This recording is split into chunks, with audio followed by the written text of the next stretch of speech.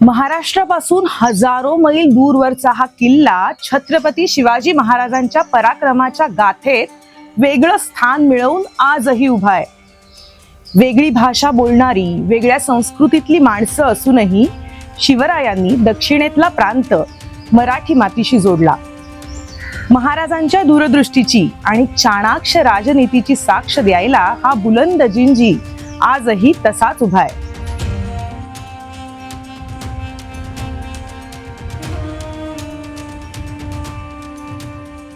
छत्रपती शिवाजी महाराजांच्या जयंतीच्या निमित्ताने त्यांच्या पराक्रमाची गाथा आपण गायला हवीच, पण त्याबरोबर त्यांच्या नियोजनबद्ध राजनीतीविषयी आपण समजून घ्यायला हवं.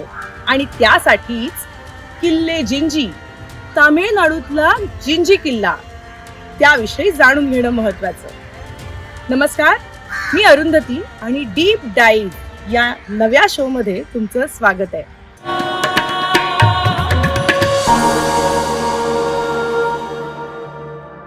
शिवजयंतीच्या मुहूर्तावर शिवरायांच्या महाराष्ट्राबाहेरच्या एका मोहिमेविषयी आपण बोलणार आहोत. या मोहिमेने महाराष्ट्राला आणि हिंदवी स्वराज्याला एक हिरा दिला.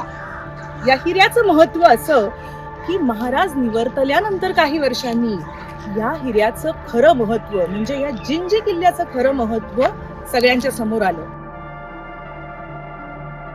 सध्याच्या तामिळनाडूत असलेला जिंजी किल्ल्यामुळेच खरं तर स्वराज्य टिकून राहिलं. आणि छत्रपती शिवाजी महाराजांची दूरदृष्टी अशी की त्यांनी कदाचित हे भविष्य आधीच पाहिलं असावं आणि म्हणूनच त्यांनी अत्यंत खडतर अशी दक्षिण दिग्विजयाची मोहीम आखली. छत्रपती शिवाजी महाराजांच्या पराक्रमाची गाथा एवढी दिव्य आहे की त्यांच्या कुठल्याच एका मोहिमेचं वर्णन प्रातिनिधिक म्हणून सांगता येणार नाही. प्रत्येक वेळी वेगळी धडाडी, वेगळे डावपेच, वेगळ्या पातळीवरची मुत्सद्देगिरी आणि चाणाक्षपणा, तसंच काटेकोर नियोजन त्यांच्या युद्धनीतीत दिसतं.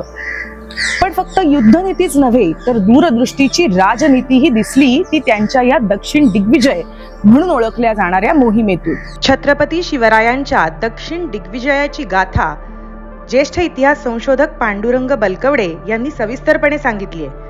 ती ऐकण्यासाठी या पॉडकास्टच्या लिंकवर क्लिक करा.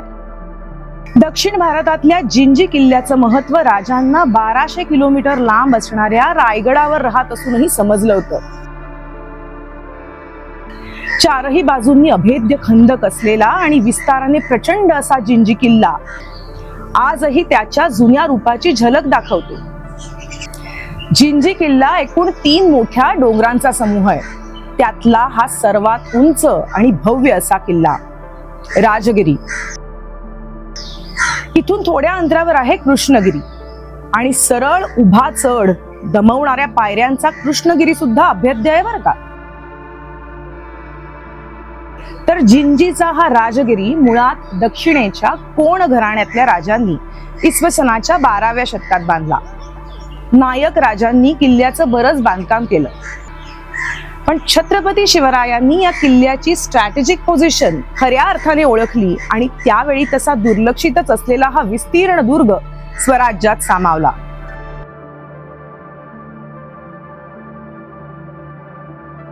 जिंजी किल्ल्याचा खरा इतिहास जाणून घेण्यासाठी आम्ही ज्येष्ठ इतिहास संशोधक पांडुरंग बलकवडे यांच्याशी बातचीत केली.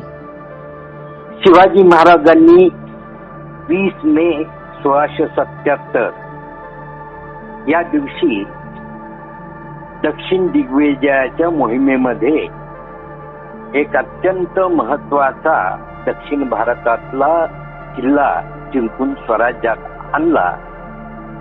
त्या किल्ल्याचं नाव जिंजी. जिंजी हा किल्ला भारतातील एक अत्यंत महत्वाचा, तेवढाच दुर्गम आणि भव्य व्यापकता असलेला किल्ला होय. हा किल्ला दक्षिण भारतातील कर्नाटक मधील म्हणजे सध्याच्या तामिळनाडू राज्यातील विजयनगर साम्राज्यामध्ये येत होता.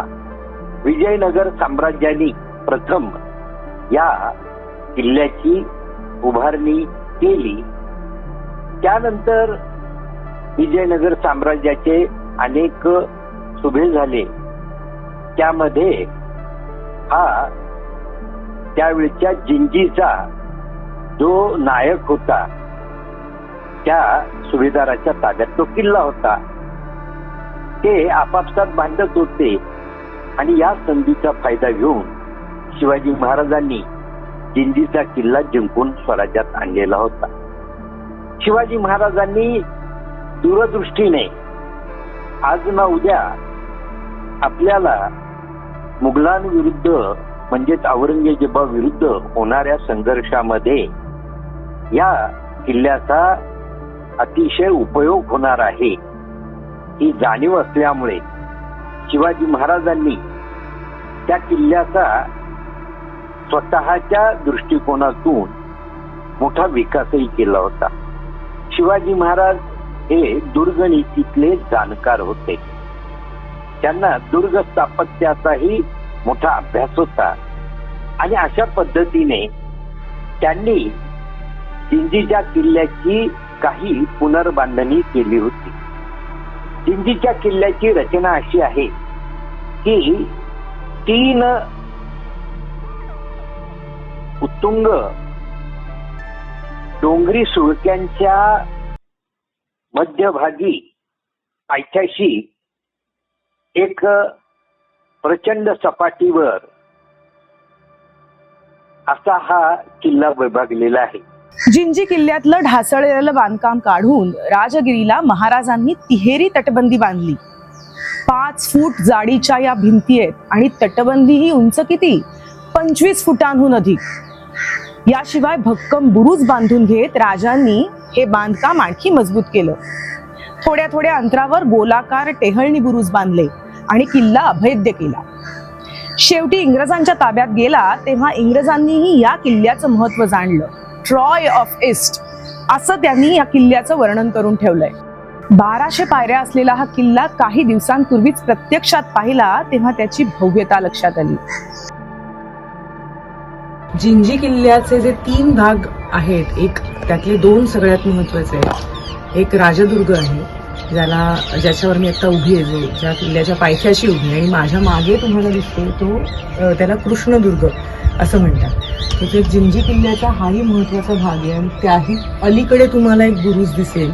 शिवाजी महाराजांनी जी मुख्य भूमिका या किल्ल्याच्या डागडुजीसाठी आणि जीर्णोद्धारासाठी केली त्यात ह्या पद्धतीचे बुरुज प्रामुख्याने बांधले गेले आणि या बुरुजांमुळे ह्या किल्ल्याची मजबूती, आधीच जिंजी किल्ला हा खूप अभेद्य होता, अजिंक्य होता आणि त्यात शिवाजी महाराजांना भावण्याचं तेच एक कारण होतं. चारही बाजूंनी खंदक आहे आणि त्यातून त्यांनी ज्याला नंतर आलेल्या फ्रेंच आणि इंग्रजांनी watch towers, circular watch towers असं म्हटलं, ते हे गोलाकार बुरुज हे शिवाजी महाराजांनी त्या काळात बांधले आणि त्याच्याच जोरावर हा किल्ला मराठा साम्राज्य टिकवू शकला.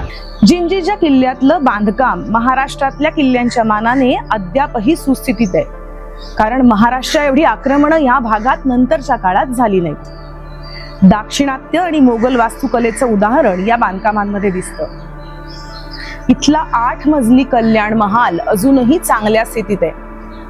हा महाल राण्यांसाठी बांधला होता असं म्हणतात.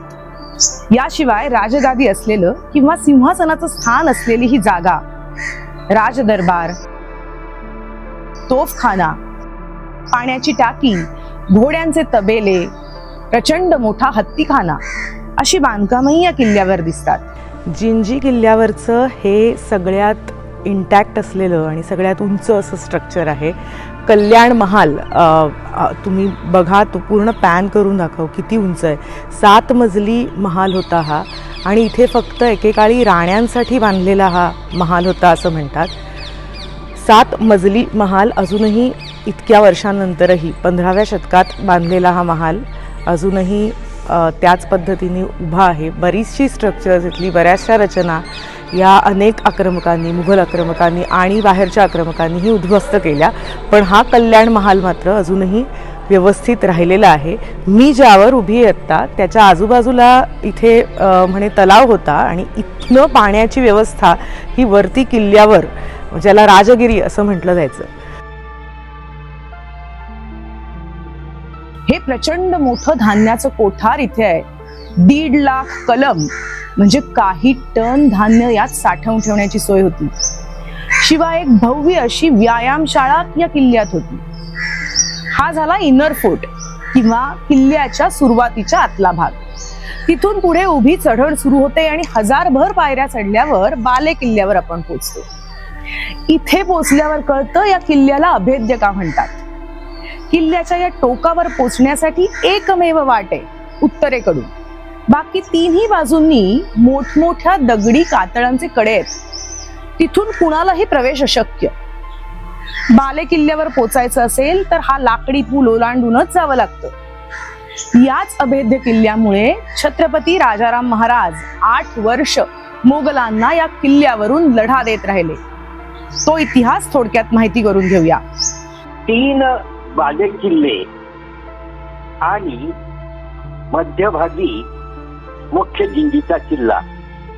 या किल्ल्याचे 3 जे भाग आहेत त्यामध्ये चंद्रगिरी, कृष्णगिरी आणि हे असे 3 भाग आहेत.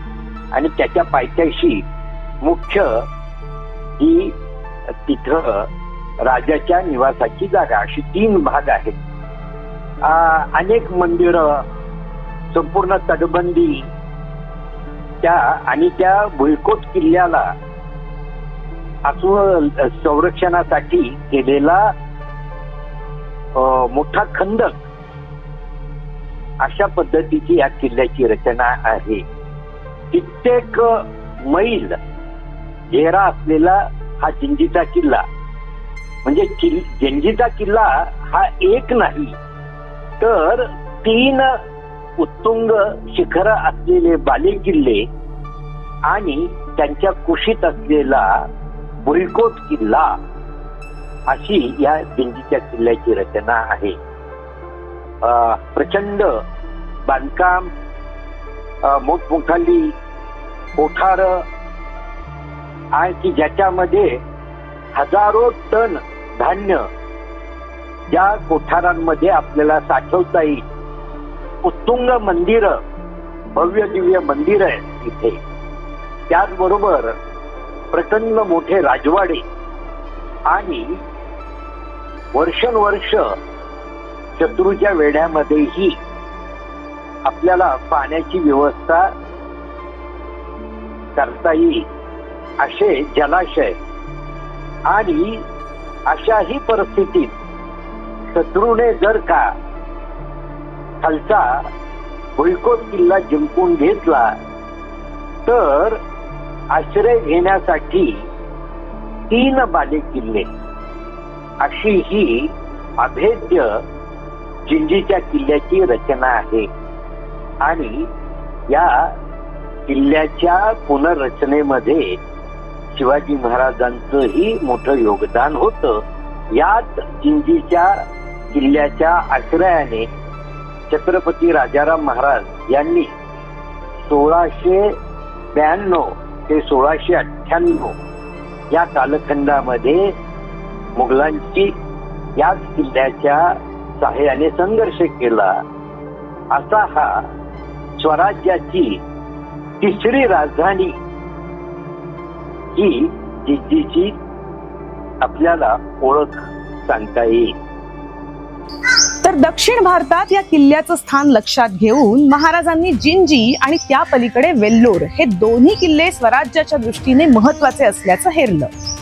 रायगडापासून निघून जिंजी पर्यंत किल्ल्यांची एक साखळी स्वराज्यात आली आणि ती पुढे राजाराम महाराजांच्या काळात मोगलांविरोधातल्या लढाईत कामी आली. 6 जून 1674 रायगडावर भव्य दिव्य राज्याभिषेक सोहळा झाला आणि लगेचच महाराजांनी राज्य विस्तार आणि स्वराज्य मजबूत करणं यासाठी दूरदृष्टीने एक महत्वाकांक्षी मोहीम आखली. बरीच पूर्वतयारी करून महाराज स्वतः या लांबच्या मोहिमेवर निघाले. सभासद बखरीत या मोहिमेचा उल्लेख आढळतो आणि मुकुंद जोशींच्या दक्षिण दिग्विजय या पुस्तकात या मोहिमेचं विस्ताराने संशोधन आणि विवेचन केलेलं आहे. त्यातल्या काही संदर्भांनुसार महाराजांनी तब्बल 40,000 पायदळ घेऊन आणि त्याच्या निम्म्याहून जास्त घोडदळ असा फौजफाटा घेऊन दक्षिणेकडे कूच केली. जिंजी आणि वेल्लोर हे तिथले महत्वाचे किल्ले काबीज करून गोवळकोंड्याचा कुतुबशहा, इंग्रज, फ्रेंच यांच्यासह अनेक छोट्या मोठ्या राजे संस्थानिकांशी संबंध जोडत त्यांनी दक्षिणेतली पातशाही जपण्यासाठी म्हणून त्यांना मोगलांविरुद्ध एकत्र आणायचे प्रयत्न केले. आदिलशाही खिळखिळी झाली होतीच, त्यामुळे महाराजांची ही मोहीम यशस्वी झाली. दक्षिणेत हिंदवी स्वराज्य टिकलं ते महाराजांच्या या प्रयत्नांमुळेच. पुढे महाराज निवर्तल्यानंतर काही वर्षात औरंगजेबाने दक्षिणेकडे मोर्चा वळवला.